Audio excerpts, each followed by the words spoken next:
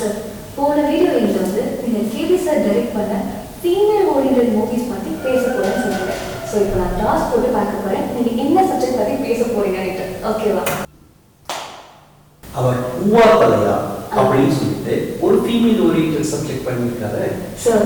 அதில் Gemini sir, Nagesh sir, Jaishankar sir நடிச்சிருக்காங்க. அதுக்கப்புறம் சப்போர்ட்டிவ் உள்ள ஸ்ரீகாந்த் சார் நடிச்சிருக்காங்க. இது எப்படி சார் ஃபீமேல் ஓரியன்ட் மூவிஸ் ஆகும்?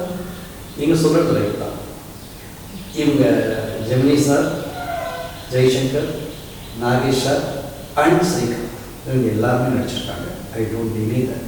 பட் இவங்க 4 பேரையும் ஒரு தராசில் வச்சு எஸ்வர் லக்ஷ்மி கேரக்டர் அவங்க ஒரு தராசில் வச்சீங்கன்னா பேலன்ஸ் அந்த அளவுக்கு ரொம்ப எக்ஸ்ட்ராடினரியா இந்த கதையை பிரசன்ட் பண்ணியிருப்பார் திரு கேபி சார். தேதி 5 ஆகுது. வீட்டு வாடகை வசூல் பண்ண கணக்கு பிள்ளை அனுப்புங்க. சரி, அனுப்புறேன். லேவாதேவி வகையில 3 பேர்கிட்ட இருந்து ரொம்ப நாளா பாக்கி நிக்குது. வக்கீல் கிட்ட சொல்லி அந்த 3 பேர் மேலயும் டிகிரி வாங்க சொல்லுங்க. சரி, சொல்றேன். கேபி சாரை பொறுத்த வரைக்கும் எப்படின்னு சொல்லி கேட்டீங்கன்னா, the presentation is very important for him. அதை வந்து ரொம்ப அழகாக வந்து ப்ரெசென்ட் பண்ணியிருப்பார். எஸ்பெஷலி இதில் வந்து எப்படின்னு சொல்லி கேட்டீங்கன்னா, எஸ்வர் லட்சுமிக்கு 3 பொண்ணு. முதல் பொண்ணு சச்சு, அவர் வந்து நாகேஷ் குதிரமண்டிக்கான கல்யாணம் பண்ணிப்பார். பட் எஸ்வர் லட்சுமி என்ன சொல்லுவாங்கன்னா, முதல் பொண்ணு செத்து போயிட்டா அப்படின்னு சொல்லிடுவாங்க. 2வது பொண்ணு வந்து ஒரு பெரிய பணக்காரனை கல்யாணம் பண்ணி கொடுப்பாங்க. அந்த பணக்காரன் தான் ஜெமினி கணேசன். பட் அன்பார்ச்சுனேட்லி அந்த பொண்ணு செத்து போயிடுவாங்க. 3வது பொண்ணு தான் வெண்ணிரா இருப்பாங்க. அவங்க வந்து ஜெய்சங்கர் லவ் பண்ணுவாங்க. பட் எஸ்வர் லட்சுமிக்கு எப்படின்னா அந்த பொண்ணை எப்படியாவது ஜெமினி கணேசன் கொடுக்கும். இதுதான் இவங்களுடைய plan. The conflict between Jaishankar sir and Eswar Lakshmi தான் என்டையர் மூவி ரொம்ப நல்லா பண்ணியிருப்பார் திரு பாலச்சந்தர் சார். உன் கொட்டத்தை அடக்க போறேன். புல் ஃபைட்டா, அதையும் பார்த்துருவோம். டேய், என்ன சரியா புரிஞ்சுக்காம பேசுற? நான் விஸ்வரூபம் எடுத்தா நடக்கிறதே வேற. அதுல வந்து என்ன சொல்லி கேட்டீங்கன்னா, நாகேஷ் அவருடைய ஹிலேரியஸ் காமெடி அந்த அண்டர் கரண்ட்ல இருக்கிறதுனால அந்த படம் வந்து போர் அடிக்காது, ரொம்ப நல்லா இருக்கும். So that is the female oriented subject of K B sir. அது மட்டும் இல்லை, இந்த படத்தில் a good musical treat அவர் கொடுத்துருப்பார். என்னுடைய மெமரி வந்து கரெக்டாக இருந்தா I think it should P V Kumar அப்படின்னு சொல்லிட்டு ஒரு மியூசிக் டைரக்டர். அவர் தான் போட்டிருப்பாரா இல்லை எம்எஸ்வி சாரான்னு எனக்கு சரியா தெரியல. 2 பேர்ல யாராவது ஒருத்தர் போட்டிருப்பாங்க. But musical treat is very good. போட சொன்னால் போட்டுக்கிறேன் போதும் வரை கன்னத்திலே, போட சொன்னால் போட்டுக்கிறேன் போதும் வரை கன்னத்திலே. பூவா தலையா போட்டா தெரியும், நீ நானா பார்த்து விடு. பூ விழுந்தா நீ நினைச்சபடி, தலை விழுந்தா நான் கேட்டபடி. இன்னொரு விஷயம் இந்த இடத்துல நான் ரெஜிஸ்டர் பண்ணியாகணும். 1969 வந்து படம் ரிசர்ச். அப்போ வந்து பார்த்தீங்கன்னா குற்றாலத்தில் போய் அவுட்டோரில் நேச்சுரலாக ஷூட் பண்ணியிருப்பாங்க. அந்த காலகட்டத்தில் வந்து ஸ்டுடியோ விட்டு வெளியில் போகிறதுக்கு கொஞ்சம் யோசிப்பாங்க. இருந்தாலும் குற்றாலத்தில் வச்சு வெண்ணிராடி நிர்மலா இவங்கெல்லாம் குற்றால அருவியில் குறிக்கிற மாதிரிலாம் சீன்ஸ் எடுத்திருப்பாரு. அதே மாதிரி வந்து டூயிட்டும் அங்கேயே எடுத்திருப்பாரு. So the movie is a good entertainer.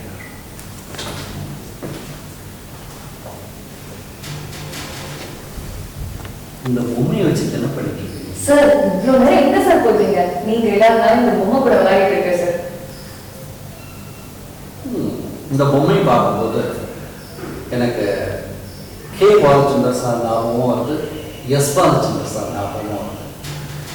S Balachander sir 1960s வந்து பொம்மை அப்படின்னு சொல்லிட்டு ஒரு படம் பண்ணார். But that is a crime scene. Okay. 79 வந்து பாலச்சந்தர் சார் ஒரு படம் பண்ணார். அந்த படம் வந்து அவர்கள் அது வந்து ஒரு social subject, it is not a crime subject.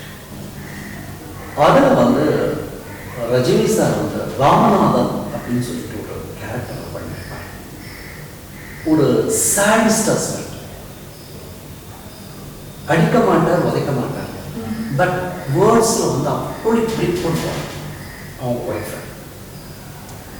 Directly touch அப்படின்னு சொல்லிட்டு இன்னைக்கு நம்ம பேசுகிறோம். ரஜினி சார் ஒவ்வொரு வார்த்தையும் சுஜாதா அம்மாவை பார்த்து பேசும்போது ஒரு சின்ன நீடு எடுத்து அப்படி அடிக்கிறது. இந்த அளவுக்கு உங்களுக்கு கிளிக் ஆகும் அப்படிங்கிறத ரொம்ப சிம்பாலிக்காக காட்டியிருப்பாங்க ரஜினி சார். லாண்டுக்கு துணி போடுறியா இல்ல பாக்கெட்ல ஏதாவது லவ் லெட்டர் இருக்குமோன்னு தேடி பாக்குறியா? பரணின்னு உனக்கு ஒரு காதல் இருந்த மாதிரி கார்த்திகை ரேவதின்னு எனக்கு ஒரு காதல் இருப்பாளுங்கிற சந்தேகமா? பாம்போட கால் பாம்புக்கு தானே தெரியும். இதுல எப்படின்னா சுஜாதா மேடமுடைய சாடிஸ்ட் ஹஸ்பண்ட் ரஜினிகாந்த், லவ்வர் ஒரு கேரக்டர், அவரை கல்யாணம் பண்ணிக்கணும்னு சொல்லிட்டு இன்னொரு கேரக்டர் கமல்ஹாசன் சார். பாலக்காடு ஆசன்ட்ல வந்து மலையாளம் பேசிட்டு அவர் நடிப்பார். இன்னைக்கு கமல் சாருடைய நடிப்பை பத்தி நிறைய பேர் பாராட்டுறாங்க. பட் அதெல்லாம் உண்மை இல்லை. இந்த படத்தை நீங்க பார்க்கும்போது எந்த அளவுக்கு ஒரு மெஷர்டு பர்ஃபார்மன்ஸ் அவர் பண்ணியிருக்காரு. அவரை கேட்டால் அவர் சொல்லுவார், என்னுடைய குருநாதருக்கு தான் அந்த பெருமை போய் சேரும்னு சொல்லிட்டு. But it's a measured performance. அது மட்டும் இல்லை, வென்ட்ரிகுலர் அப்படிங்கிறது ஒரு கலை.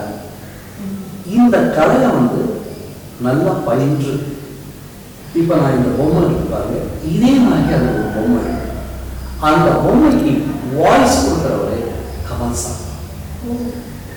ஸோ அந்த அளவுக்கு அந்த கலையை பயின்று அவர் வந்து வெளிக்கொண்டு வந்திருப்பார்.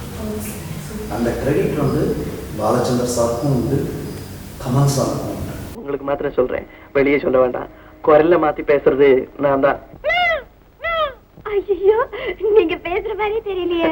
அது நல்ல பழகணும், பிராக்டிஸ். இது ஒரு கலை, பேரு வென்ட்ரிலோகிசம். அல்லாத பொம்மை பேசுமா? நம்பாதீங்க. ஏன்னா இன்னைக்கு வந்து அந்த அளவுக்கு ஹீரோ இன்வால்மெண்டா இருக்காங்களா அப்படின்னு கேட்டாங்க. எனக்கு தெரியாது, நான் யாரையும் குறை சொல்ல தெரியாது.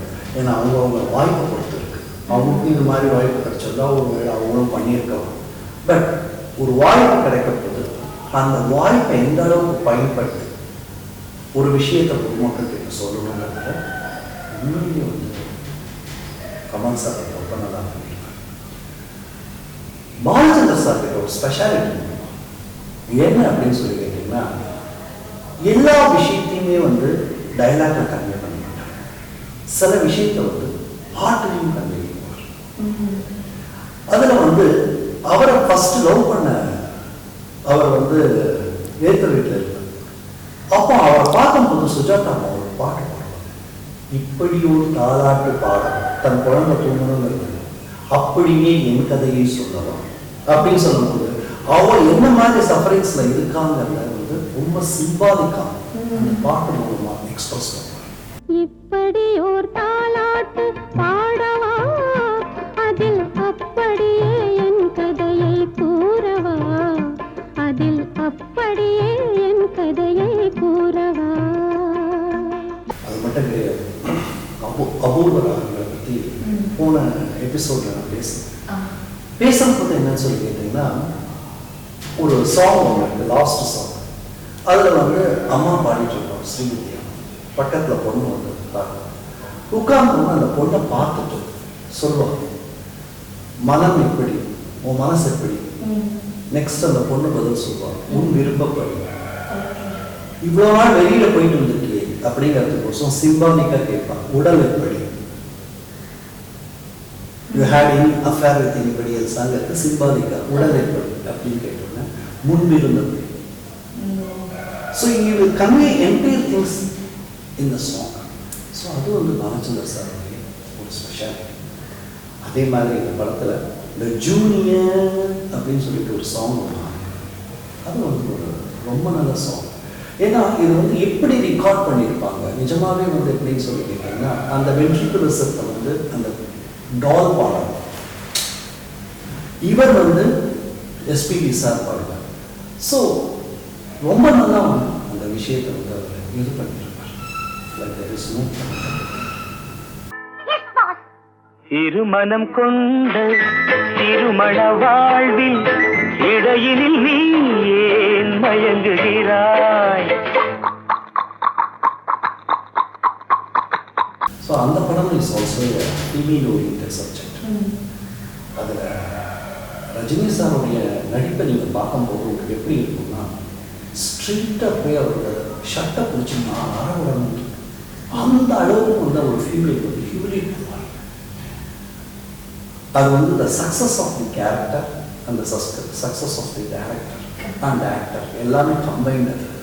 பட் ரொம்ப நல்லா பண்ணியிருப்பார் ரஜினி சார்.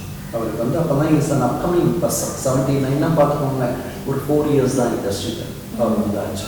அந்த 4 இயர்ஸ்லேயே அவர் பண்ணது ரொம்ப நல்லா பண்ணியிருக்காரு. It's also very good female oriented subject. அவர் எடுத்து டிஸ்கஸ் பண்ணது ரொம்ப ஒரு முக்கியமான ஒரு விஷயத்தை அவர் டிஸ்கஸ் பண்ணியிருக்காரு. Okay sir, thank you.